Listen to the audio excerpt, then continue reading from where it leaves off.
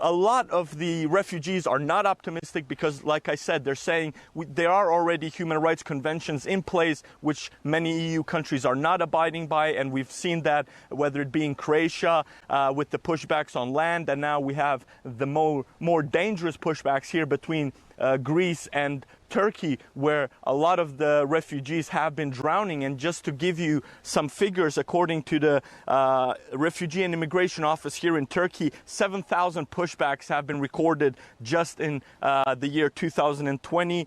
6,450 of those refugees were saved by the Turkish Coast Guard, and according to the IOM, in 2020, 554 people have lost their lives. We've spoken to Ali Yalvachi, who is one of the founders of Image Initiative, and let's go and listen to what he had to say as a founder of an NGO who's been helping here refugees all across the coast of Turkey. Human life is at stake here. Dozens of women and dozens of children.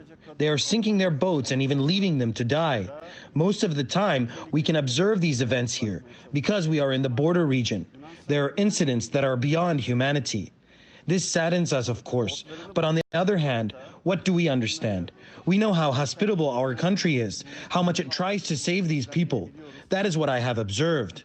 On the other side, the EU prides itself on values and human rights, but it seems that they are all lies. In the last 5 years, I have seen it all with my own eyes.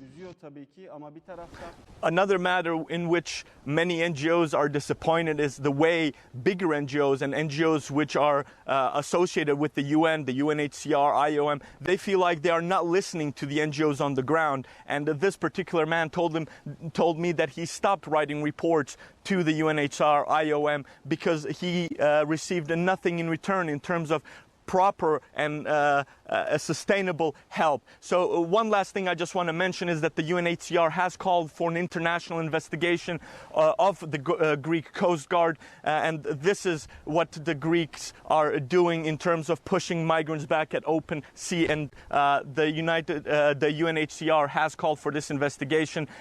The Greek side has dismissed these, calling it Turkish media propaganda, but this particular case was reported to the UNHCR by a German NATO vessel which is assisting in a NATO mission here in the Aegean Sea.